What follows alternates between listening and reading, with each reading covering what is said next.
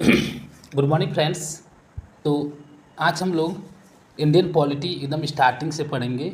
और ये जो बुक है, मैंने एक और वीडियो बनाया था इंडियन पॉलिटी के लिए एक और बुक से, जो एनसीईआरटी की बुक थी।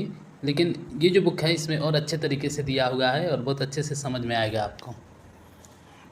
तो इसलिए मैं इस बुक से आपका इंडियन पॉलिटी पढ़ा रहा हूँ। पहला है भारत का संवैधानिक विकास। संविधान नियमों अथवा कानूनों का वह संग्रह है जिसके आधार पर किसी देश का शासन संचालित किया जाता है। भारत का भी अपना एक संविधान है। भारतीय संविधान के विकास को भारत में कंपनी के शासन तथा ब्रिटिश क्राउन के शासन के तहत निर्मित अधिनियमों के विकास के रूप में समझा जा सकता है। तो ईस्ट इंडिया कंपनी के शासन हेतु पारित ब्रिटिश संसदीय अधिनियम ये 1773 से 1853 तक थे, और ब्रिटिश ताज के शासनाधीन पारित अधिनियम 1858 से 1947 तक थे। तो ईस्ट इंडिया कंपनी से पारित जो ब्रिटिश संसदीय अधिनियम थे उसमें सबसे पहला था रेगुलेटिंग एक्ट 1773, फिर दूसरा east India act 1784, charter act 1793, charter act 1813, charter act 1833 और चार्टर एक्ट 1853। ब्रिटिश ताज के शासनाधीन पारित अधिनियम 1858 का भारत शासन अधिनियम, 1861 का भारत परिषद अधिनियम, 1892 का भारत परिषद अधिनियम, 1919 का भारत परिषद अधिनियम, 1919 का भारत शासन अधिनियम, 1935 का भारत शासन अधिनियम और 1947 का भारतीय स्वतंत्रता अधिनियम।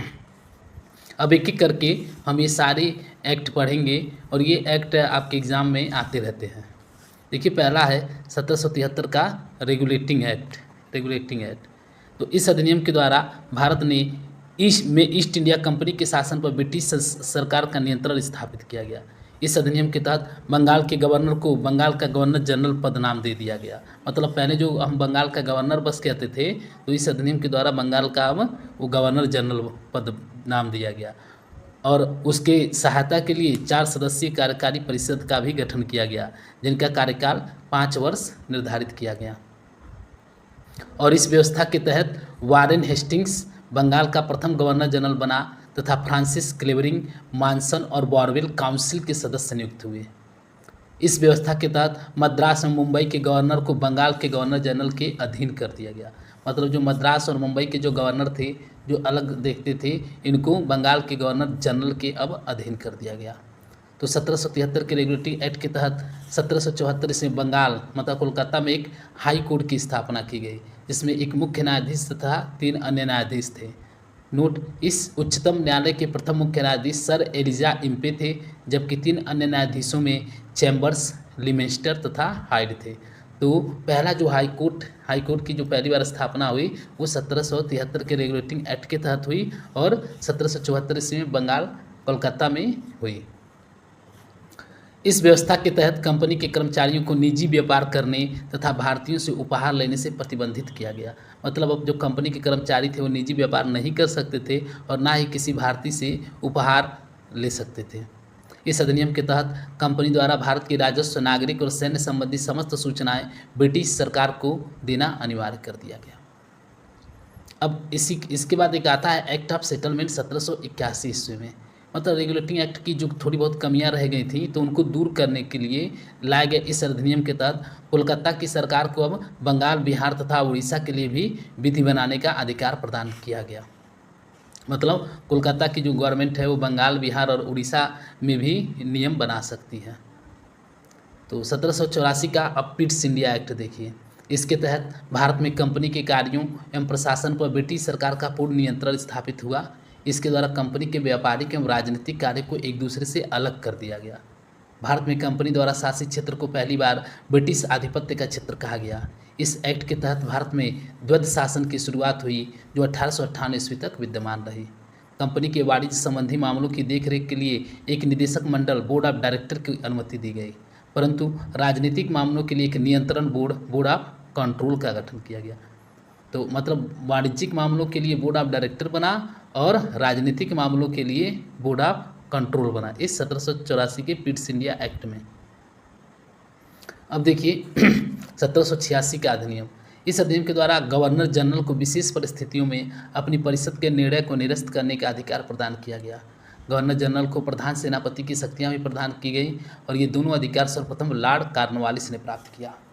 भारत का प्रथम अथवा अंतिम गवर्नर, गवर्नर जनरल, वायसराय। तो सबसे पहले हम लोग देखें, इस चार्ट को देख के हम सारे गवर्नर, गवर्नर जनरल, वायसराय जो हमें कन्फ्यूज़न होता है तो उसको आज आप लोग दूर कर लीजिए। सबसे पहले देखिए, बंगाल का जो प्रथम गवर्नर था वो था रॉबर्ट क्लाइव। ये 1758 से 60 तथा 1765 से 67 तक हुआ।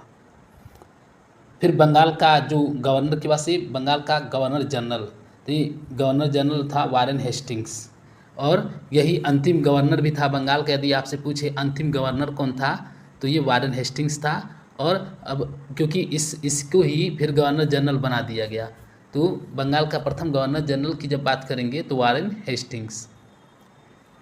अब बंगाल का अंतिम गवर्नर जनरल कौन था, तो ये था लॉर्ड विलियम बेंटिक, 1828 से 1834। अब लॉर्ड विलियम बेंटिक भारत का प्रथम गवर्नर जनरल भी हुआ। बंगाल का अंतिम गवर्नर जनरल की बात करेंगे तो लॉर्ड विलियम बेंटिक, क्योंकि अब इसी के टाइम से ही अब बंगाल का गवर्नर जनरल केवल बंगाल का नहीं पूरे भारत का गवर्नर जनरल कहलाने लगा। तो लॉर्ड विलियम बेंटिक भारत का प्रथम गवर्नर जनरल था। फिर लॉर्ड कैनिंग, ये भारत का प्रथम वायसराय था। भारत का अंतिम गवर्नर जनरल ये लॉर्ड कैनिंग था, और भारत का प्रथम वायसराय की जब बात करेंगे तो लॉर्ड कैनिंग था। लॉर्ड कैनिंग के बाद से भारत का अंतिम वायसराय ये था लॉर्ड माउंटबेटन, और स्वतंत्र भारत का प्रथम गवर्नर जनरल की जब बात करेंगे तो लॉर्ड माउंटबेटन। लेकिन जब किसी स्वतंत्र भारत का प्रथम था अंतिम भारतीय गवर्नर जनरल की आप जब बात करेंगे तो सी राजगोपालाचारी। आई थिंक अभी ये आपको क्लियर हो गया होगा, क्योंकि ये क्वेश्चन बार बार एग्जाम में आता है कि बंगाल का प्रथम गवर्नर कौन था या गवर्नर जनरल कौन था, और बंगाल का अंतिम गवर्नर क्या था, कौन सा गवर्नर जनरल। तो इस चार्ट को आप देख के ईजिली समझ सकते हैं। रॉबर्ट क्लाइव था बंगाल का प्रथम गवर्नर, और वारेन हेस्टिंग्स था बंगाल का प्रथम governor general. Lord William Bentinck ये था भारत का प्रथम गवर्नर जनरल, और वायसराय की बात करें तो लॉर्ड कैनिंग भारत का प्रथम वायसराय था। अंतिम वायसराय की बात करें तो लॉर्ड माउंटबेटन, और अंतिम भारतीय यदि वायसराय की बात करें तो ये सी राजगोपालाचारी थे। अब अगला एक्ट देखते हैं, चार्टर एक्ट 1793। तो इस अधिनियम के तहत कंपनी के अधिकार को 20 वर्ष के लिए बढ़ा दिया गया। फिर 1813 का चार्टर एक्ट आया, इसके द्वारा कंपनी के भारतीय व्यापार के एकाधिकार को समाप्त कर दिया गया। मतलब जो ईस्ट इंडिया कंपनी थी उसकी जो मोनोपॉली थी कि केवल वही भारत में व्यापार कर सकती है, तो इसके जो एकाधिकार को यहाँ पे समाप्त कर दिया गया इस एक्ट के तहत। लेकिन कंपनी को बस चीन से व्यापार था, भारत में चाय के व्यापार का एकाधिकार दिया गया। मतलब ईस्ट इंडिया कंपनी जो थी वो चीन से बिजनेस कर सकती थी और चाय का व्यापार भारत में कर सकती थी। इसके अलावा बाकी कंपनियों को भी छूट दी गई कि वो लोग भी आके भारत में व्यापार कर सकते हैं। इस अधिनियम के तहत भारत में शिक्षा के विकास एवं विस्तार के लिए 1 लाख रुपए प्रतिवर्ष खर्च करने की व्यवस्था भी की गई। इस एक्ट के तहत बंगाल के गवर्नर जनरल का संपूर्ण भारत का बंगाल का गवर्नर जनरल जो था वो भारत का गवर्नर जनरल बना दिया गया। इसके द्वारा कंपनी के समस्त व्यापारिक कार्य समाप्त कर दिए गए था। भविष्य में उसे केवल राजनीतिक कार्य ही करने थे। गवर्नर जनरल की परिषद में एक कानूनी सदस्य और एक चौथा सदस्य जोड़ा गया, और जो सर्वप्रथम मैकाले था। इस एक्ट के तहत 100 परिषद गवर्नर जनरल को पूरे भारत के लिए कानून बनाने का अधिकार प्रदान किया गया। मतलब अब जो गवर्नर जनरल था वो पूरे भारत के लिए कानून बना सकता था। इसी एक्ट में नियुक्तियों के लिए योग्यता संबंधी मानदंड अपनाकर भेदभाव को समाप्त किया गया। इस चार्टर एक्ट की धारा 87 के अनुसार कोई भी भारतीय केवल धर्म, जन्म स्थान, वंश और वर्ण के आधार पर सरकारी सेवा के लिए अयोग्य नहीं समझा जा सकता है। 1833 के चार्टर एक्ट के तहत दास प्रथा को कानून के खिलाफ घोषित किया गया तथा 1843 ईस्वी में इसे कानून बनाकर समाप्त कर दिया गया। अब देखिए 1853 का चार्टर एक्ट, इसके द्वारा कार्यपालिका तथा विधायी शक्तियों को पृथक करने की व्यवस्था की गई। मतलब कार्यपालिका अलग होगी और विधायी शक्तियाँ अलग होंगी। विधि निर्माण हेतु इस व्यवस्था के तहत भारतवर्ष के लिए एक पृथक विधान परिषद की स्थापना की गई। 1853 के चार्टर एक्ट के तहत सिविल सेवकों की भर्ती एवं चयन हेतु खुली प्रतियोगिता का भी शुभारंभ किया गया। अब देखिए 1858 का भारत शासन अधिनियम। 1857 के प्रथम स्वतंत्रता संग्राम के उपरांत, क्योंकि आप जानते हैं 1857 में प्रथम स्वतंत्रता संग्राम हुआ था, तो उसके बाद ब्रिटिश सरकार द्वारा 1858 का भारत शासन अधिनियम पारित किया गया। इस अधिनियम को act for the better government of India के नाम से भी जाना जाता है। इस अधिनियम के द्वारा कंपनी के शासन को समाप्त कर भारत के शासन को ब्रिटिश ताज के अधीन कर दिया गया। 1784 के पीट्स इंडिया एक्ट द्वारा लागू द्वैध शासन प्रणाली को भी समाप्त कर दिया गया। भारत के गवर्नर जनरल को अब भारत के वायसराय के नाम से जाने लगा। मतलब 1858 के भारत शासन अधिनियम से अब जो भारत का गवर्नर जनरल था उसे अब भारत का वायसराय कहा जाने लगा, जो कि भारत में ब्रिटिश क्राउन मतलब ताज का प्रत्यक्ष प्रतिनिधि होता था। लॉर्ड कैनिंग भारत का प्रथम वायसराय बना। 1858 के भारत शासन अधिनियम द्वारा भारत के राज्य सचिव पद का सृजन किया गया, जिसमें भारतीय प्रशासन पर संपूर्ण नियंत्रण की शक्ति निहित थी। अब देखिए 1861 का भारत परिषद अधिनियम। इसके द्वारा कानून बनाने की प्रक्रिया में भारतीय प्रतिनिधियों को शामिल करने की शुरुआत हुई। 1862 में लॉर्ड कैनिंग द्वारा 3 भारतीयों, बनारस के राजा, पटियाला के महाराजा और सर दिनकर राव को विधान परिषद में मनोनीत किया गया। वायसराय को आपातकाल में विधान परिषद की सलाह के बिना ही अध्यादेश जारी करने की अनुमति प्रदान की गई, जिसकी अवधि 6 माह होती थी। इस अधिनियम द्वारा वायसराय को नए प्रांतों की स्थापना तथा उनकी सीमाओं में परिवर्तन का अधिकार भी प्राप्त हो गया। वायसराय के प्रांतों में विधान परिषदों की स्थापना की शक्ति प्रदान की गई।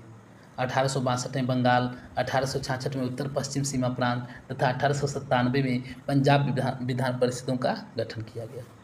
अब देखिए 1892 का भारत परिषद अधिनियम। इसके द्वारा एक सीमित एवं अप्रत्यक्ष निर्वाचन प्रणाली की शुरुआत की गई। केंद्रीय विधान परिषद के भारतीय सदस्यों को वार्षिक बजट पर बहस करने तथा सरकार से 6 दिन पूर्व नोटिस पर प्रश्न पूछने का अधिकार भी दिया गया, परंतु पूरक प्रश्न पूछने तथा मतदान का अधिकार नहीं था। सीमित अर्थों में निर्वाचन पद्धति का आरंभ किया जाना इस अधिनियम की महत्वपूर्ण विशेषता थी।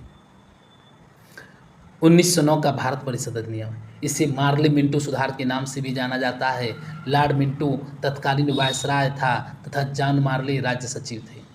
इस अधिनियम के द्वारा भारतीयों को विधि निर्माण तथा प्रशासन दोनों में प्रतिनिधित्व प्रदान किया गया। पहली बार किसी भारतीय को वायसराय की कार्यपालिका परिषद से जोड़ने का प्रावधान किया गया। सत्येंद्र प्रसाद सिन्हा वायसराय की कार्यपालिका परिषद के प्रथम भारतीय सदस्य बने। उन्हें विधि सदस्य के रूप में शामिल किया गया। इस अधिनियम में केंद्रीय तथा प्रांतीय विधायनी शक्तियों को बढ़ा दिया गया। परिषद के सदस्यों को बजट एवं लोकहित के विषयों की विवेचना करने, प्रस्ताव लाने तथा प्रश्न पूछने के साथ पूरक प्रश्न पूछने का अधिकार दिया गया। इस अधिनियम द्वारा मुसलमानों के लिए सांप्रदायिक प्रतिनिधित्व तथा अलग निर्वाचन क्षेत्रों की स्थापना की गई। इसने सांप्रदायिकता को वैधानिक रूप प्रदान किया गया। लॉर्ड मिंटो को सांप्रदायिक निर्वाचन के जनक के रूप में जाना जाता है। 1919 का भारत शासन अधिनियम। इसे मॉन्टेग्यू चेम्सफोर्ड सुधार के नाम से भी जाना जाता है। इस समय मॉन्टेग्यू भारत का राज्य सचिव जबकि चेम्सफोर्ड भारत का वायसराय था। प्रांतों में आंशिक उत्तरदायी शासन तथा द्वैध शासन की स्थापना की गई। द्वैध शासन प्रणाली का जनक लियोनेल कार्टिस था। प्रांतीय विषयों को 2 भागों यथा हस्तांतरित और आरक्षित में बांटा गया। हस्तांतरित विषयों का प्रशासन गवर्नर उन मंत्रियों की सहायता से करता था जो विधान परिषद के प्रति उत्तरदायी थे, जबकि आरक्षित विषयों पर गवर्नर कार्यपालिका परिषद की सहायता से शासन करता था। इस अधिनियम के द्वारा पहली बार केंद्र में द्विसदनी व्यवस्था स्थापित की गई। इस अधिनियम के तहत पहली बार प्रत्यक्ष निर्वाचन की व्यवस्था पर आरंभ की गई। भूमि, कर या आय के आधार पर सीमित संख्या में लोगों को मताधिकार प्रदान किया गया। संप्रदाय के आधार पर सिखों, भारतीयों, ईसाइयों, आंग्ल भारतीयों और यूरोपियों के लिए भी अलग निर्वाचन के सिद्धांत को लागू कर दिया गया। इस अधिनियम में पहली बार उत्तरदायी शासन शब्द का प्रयोग किया गया। इस अधिनियम में एक लोक सेवा आयोग के गठन का प्रावधान किया गया था। वर्ष 1926 में ली आयोग की सिफारिश पर केंद्रीय लोक सेवा आयोग का गठन किया गया। इसके अंतर्गत एक वैधानिक आयोग के गठन का प्रावधान किया गया, जिसे 10 वर्ष बाद जाँच करने के पश्चात अपनी एक रिपोर्ट प्रस्तुत करनी थी। तो इस तरह से ये मॉन्टेग्यू ये 1919 का भारत शासन अधिनियम जो था मॉन्टेग्यू चेम्सफोर्ड सुधार वो कंप्लीट हुआ। अब 1935 का भारत शासन अधिनियम। यह एक विस्तृत दस्तावेज था जिसमें 321 अनुच्छेद और 10 अनुसूचियाँ थीं। इसमें प्रस्तावना का बसा भाव था। इस अधिनियम द्वारा अखिल भारतीय संघ की स्थापना का प्रावधान किया गया, जिसे ब्रिटिश भारतीय प्रांत तथा कुछ भारतीय रियासतों को मिलाकर स्थापित किया जाना था। हालांकि यह व्यवस्था कभी भी अस्तित्व में नहीं आई 1935 के भारत शासन अधिनियम के तहत प्रांतों में द्वैध शासन की व्यवस्था समाप्त करके अब केंद्र में द्वैध शासन लागू किया गया तथा प्रांतों को स्वायत्तता प्रदान की गई। कुछ प्रांतों में द्विसदनात्मक व्यवस्था की गई थी। कुल 11 ब्रिटिश प्रांतों में से 6 प्रांतों बम्बई, मद्रास, बिहार, बंगाल, संयुक्त प्रांत और असम में विधान परिषद और विधानसभा की स्थापना हुई। इस अधिनियम के तहत वर्ष 1937 में एक संघीय न्यायपालिका की स्थापना की गई। इसने भारत शासन अधिनियम 1858 द्वारा स्थापित भारत परिषद को समाप्त कर दिया। 1935 के भारत शासन अधिनियम द्वारा बर्मा को ब्रिटिश भारत से पृथक कर दिया गया तथा 2 नए प्रांत सिंध और उड़ीसा का निर्माण किया हुआ। इसी अधिनियम के तहत देश की मुद्रा और साख पर नियंत्रण के लिए भारतीय रिजर्व बैंक की स्थापना की गई। 1935 के भारत शासन अधिनियम द्वारा लगभग 10% जनसंख्या को मताधिकार प्रदान किया गया। इस अधिनियम के तहत एक संघीय लोक सेवा आयोग की स्थापना के प्रावधान के साथ साथ प्रांतीय सेवा आयोग तथा संयुक्त सेवा आयोग की स्थापना का प्रावधान भी किया गया। अब अगला है 1947 का भारतीय स्वतंत्रता अधिनियम। इसने भारत में ब्रिटिश राज समाप्त कर अविभाजित भारत का विभाजन कर 2 स्वतंत्र अधिराज्यों डोमिनियन स्टेट भारत तथा पाकिस्तान की स्थापना की। इसने दोनों अधिराज्यों की संविधान सभाओं को अपने देश का संविधान बनाने और उसके लिए किसी भी देश के संविधान को अपनाने की शक्ति दी गई। भारतीय स्वतंत्रता अधिनियम 1947 ने 15 अगस्त 1947 को भारत को स्वतंत्र एवं संप्रभु राष्ट्र घोषित किया। इस अधिनियम के द्वारा ब्रिटिश शाही उपाधि से भारत का सम्राट शब्द समाप्त कर दिया गया। भारतीय रियासतों को यह स्वतंत्रता थी कि वे भारत अधिराज्य या पाकिस्तान अधिराज्य के साथ मिल सकती हैं या स्वतंत्र रह सकती हैं। प्रत्येक अधिराज्य द्वारा अपना संविधान बनने तक भारत शासन अधिनियम 1935 के तहत ही शासन संचालित किए जाने की व्यवस्था की गई। अब आइए दूसरे टॉपिक पे आते हैं, संविधान का निर्माण। भारतीयों की ओर से संविधान सभा की सर्वप्रथम मांग 1934 में रांची में स्वराज पार्टी ने की थी। वर्ष 1934 में ही भारत में संविधान सभा के गठन का विचार एम.एन. रॉय ने दिया। भारतीय राष्ट्रीय कांग्रेस के स्तर पर भी पहली बार स्वराज पार्टी के बाद पटना में मई 1934 में संविधान निर्माण के लिए आधिकारिक रूप से संविधान सभा की मांग की गई, जिसकी पुष्टि कांग्रेस के 1936 के फैजपुर अधिवेशन में की गई। एक निर्वाचित संविधान द्वारा सभा द्वारा भारत के संविधान का निर्माण करने का प्रस्ताव सर्वप्रथम वर्ष 1942 में क्रिस्ट मिशन द्वारा किया गया था। वर्ष 1946 में कैबिनेट मिशन के तहत भारतीय संविधान सभा के गठन का प्रस्ताव किया गया था। कैबिनेट मिशन की रिपोर्ट के अनुसार संविधान सभा निर्वाचित होनी थी और प्रांतों को प्रतिनिधित्व जनसंख्या के आधार पर होना था। इसके तहत मोटे तौर पर प्रति 10 लाख व्यक्तियों पर एक प्रतिनिधि के निर्वाचन की व्यवस्था प्रस्तावित थी। कैबिनेट मिशन के तहत संविधान सभा के कुल सदस्यों की संख्या 389 निर्धारित की गई थी। इनमें से 296 सीटें ब्रिटिश भारत और 93 सीटें देशी रियासतों को आवंटित की जानी थी। ब्रिटिश भारत को आवंटित 296 सीटों में से 292 का चयन 11 गवर्नरों के प्रांतों से तथा 4 का चयन मुख्य आयुक्तों के प्रांतों से किया जाना था। देशी रियासतों के प्रतिनिधियों का चयन रियासतों के प्रमुखों द्वारा किया जाना था। प्रांतों को आवंटित की गई सीटों का निर्धारण 3 समुदायों मुस्लिम, सिख और सामान्य के आधार पर विभाजित कर दिया गया था। संविधान सभा मुख्यतः अप्रत्यक्ष निर्वाचन का परिणाम थी। प्रांतों की विधानसभाओं के निर्वाचित प्रतिनिधियों का उपयोग निर्वाचक मंडल के रूप में किया गया। यह निर्वाचन वयस्क मताधिकार पर आधारित नहीं था। 1935 के अधिनियम के अनुसार मताधिकार कर शिक्षा एवं संपत्ति के आधार पर सीमित था। संविधान सभा की पहली बैठक 9 दिसंबर 1946 को नई दिल्ली में संपन्न हुई थी। इस बैठक का मुस्लिम लीग ने बहिष्कार करते हुए अलग पाकिस्तान और अलग संविधान की मांग की। अतः पहली बैठक में केवल 207 सदस्य, जिनमें 9 महिलाएं थी, ही उपस्थित रहे, जो कि कांग्रेस के सदस्य थे। देशी रियासत हैदराबाद ने संविधान सभा की पहली बैठक में भाग ही नहीं लिया। सबसे वरिष्ठ सदस्य डॉक्टर सच्चिदानंद सिन्हा को संविधान सभा की प्रथम बैठक का अस्थायी अध्यक्ष चुना गया। 11 दिसंबर 1946 को डॉक्टर राजेंद्र प्रसाद को संविधान सभा का अस्थायी अध्यक्ष चुना गया तथा एस.सी. मुखर्जी को उपाध्यक्ष और बी.एन. राव को संविधान सभा का संवैधानिक सलाहकार नियुक्त किया गया। 13 दिसंबर 1946 को जवाहरलाल नेहरू ने संविधान सभा में उद्देश्य प्रस्ताव पेश किया, जिसे 22 जनवरी 1947 को सर्वसम्मति से संविधान सभा द्वारा स्वीकार कर लिया गया। संविधान निर्माण के लिए संविधान सभा द्वारा विभिन्न समितियों का गठन किया गया था। तो संविधान सभा की प्रमुख समितियां, उनके अध्यक्ष देख लीजिए। संघ शक्ति समिति जवाहरलाल नेहरू, संघीय संविधान समिति जवाहरलाल नेहरू, प्रांतीय संविधान समिति सरदार वल्लभ भाई पटेल थे, प्रारूप समिति के अध्यक्ष भीमराव अम्बेडकर, मौलिक अधिकारों एवं अल्पसंख्यकों संबंधी परामर्श समिति सरदार वल्लभ भाई पटेल, मौलिक अधिकार उप समिति जीबी कृपलानी, अल्पसंख्यक उप समिति एससी मुखर्जी, प्रक्रिया विषयक नियमों संबंधी समिति राजेंद्र प्रसाद, राज्यों के लिए समिति जवाहरलाल नेहरू, संचालन समिति राजेंद्र प्रसाद, तदर्थ राष्ट्रीय ध्वज समिति राजेंद्र प्रसाद, कार्य संचालन संबंधी समिति के.एम. मुंशी। 29 अगस्त 1947 को एक संकल्प पारित करके प्रारूप समिति का गठन किया गया। इस समिति का अध्यक्ष डॉक्टर भीमराव अम्बेडकर को चुना गया। प्रारूप समिति का कार्य संवैधानिक सलाहकार बी.एन. राव द्वारा तैयार किए गए संविधान के प्रारूप पर विचार विमर्श करना था। प्रारूप समिति ने 21 फरवरी 1948 को संविधान सभा को अपनी रिपोर्ट प्रस्तुत की। प्रारूप समिति में कुल 7 सदस्य थे, जिनके अध्यक्ष थे डॉक्टर भीमराव अम्बेडकर। बाकी जो सदस्य थे N. Gopalaswami Ayyangar, Alladi Krishnaswami Ayyar, doctor K M. Munshi, Syed Mohammad Saadulla, N. Madhavrao और टी.टी. कृष्णामाचारी। एन. माधवराव इन्होंने बी.एल. मित्र का स्थान लिया, जिन्होंने स्वास्थ्य कारणों से त्यागपत्र दे दिया था, और टी.टी. कृष्णामाचारी 1948 में डी.पी. खेतान की मृत्यु के बाद उनकी जगह लिए थे। संविधान सभा का प्रथम वाचन 4 से 9 नवंबर 1948 तक, दूसरा वाचन 15 नवंबर 1948 से 17 अक्टूबर 1949 तक और तीसरा वाचन 17 से 26 नवंबर 1949 तक चला।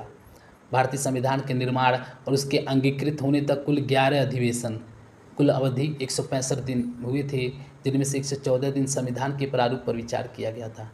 11वें अधिवेशन के अंतिम दिन 26 नवंबर 1949 को संविधान सभा द्वारा संविधान को अंगीकृत किया गया था। संविधान के कुल 16 अनुच्छेदों को 26 नवंबर 1949 को ही लागू कर दिया था, जबकि शेष को 26 जनवरी 1950 को लागू किया गया। संविधान सभा में महिला सदस्यों की संख्या 15 थी। संविधान सभा में शामिल महिला सदस्यों में विजय लक्ष्मी पंडित, सुचिता कृपलानी, मालती चौधरी, सरोजनी नायडू, हंसा मेहता, राजकुमारी अमृत कौर, पूर्णिमा बनर्जी, रेणुका राय, कमला चौधरी, लीला राय, बेगम अयाज रसूल, अम्मू स्वामीनाथन, जी दुर्गाबाई, दक्षयानी वेलायुधन और एनी मैस्करिन थीं। 24 जनवरी 1950 को डॉक्टर राजेंद्र प्रसाद को भारत का प्रथम राष्ट्रपति चुना गया। संविधान सभा द्वारा 22 जुलाई 1947 को राष्ट्रीय ध्वज तथा 24 जनवरी 1950 को राष्ट्रीय गीत और राष्ट्रगान को अपनाया गया। संविधान सभा द्वारा मई 1949 में राष्ट्रमंडल में भारत की सदस्यता का सत्यापन किया गया। संविधान सभा की कुछ महत्वपूर्ण तथ्य देख लीजिए। पहली बैठक हुई थी 9 दिसंबर 1946। अस्थायी सदस्य थे डॉक्टर सच्चिदानंद सिन्हा, अस्थायी अध्यक्ष डॉक्टर राजेंद्र प्रसाद, उपाध्यक्ष एससी मुखर्जी, संवैधानिक सलाहकार सर बी.एन. राव। संविधान निर्माण में लगा समय 2 वर्ष 11 माह 18 दिन, प्रारूप पर बहस 114 दिन, कुल व्यय 63,96,729 रुपये, कुल वाचन 3। संविधान अपनाया गया 26 नवंबर 1949 और संविधान लागू हुआ 26 जनवरी 1950 को। कैबिनेट मिशन योजना के आधार पर भारत के अंतरिम सरकार का गठन किया गया। 2 सितंबर 1946 को अंतरिम सरकार का गठन किया गया। इसमें मुस्लिम लीग के सदस्य शामिल नहीं हुए, हालांकि उनके शामिल होने का विकल्प खुला रखा गया था। अंततः 26 अक्टूबर 1946 को जब सरकार का पुनर्गठन किया गया, तब मुस्लिम लीग के 5 प्रतिनिधियों लियाकत अली, जोगेंद्र नाथ मंडल, आई चुंदरीगर, अब्दुल रब नस्तर और नजनफर अली खां को कैबिनेट में शामिल किया गया।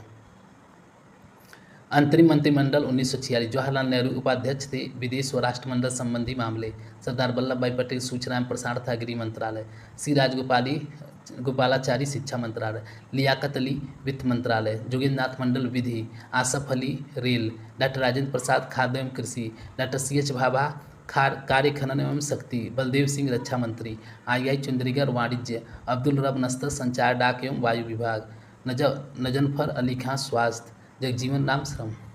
रियासतों को सरदार पटेल के नेतृत्व में भारत संघ में शामिल किया गया। हैदराबाद रियासत को पुलिस कार्रवाई के द्वारा, जूनागढ़ रियासत को जनमत संग्रह के आधार पर तथा जम्मू और कश्मीर रियासत को विलय पत्र पर हस्ताक्षर द्वारा भारत में शामिल किया गया। तो इस तरह से दोस्तों, ये मेरा भारतीय संविधान का जो पहला टॉपिक था कि भारतीय संविधान का विकास अब कंप्लीट हुआ। अगले चैप्टर में हम लोग संविधान के स्रोत पढ़ेंगे। तो आपको ये वीडियो कैसा लगा और आप लोग कमेंट बॉक्स में बताइएगा। Thank you.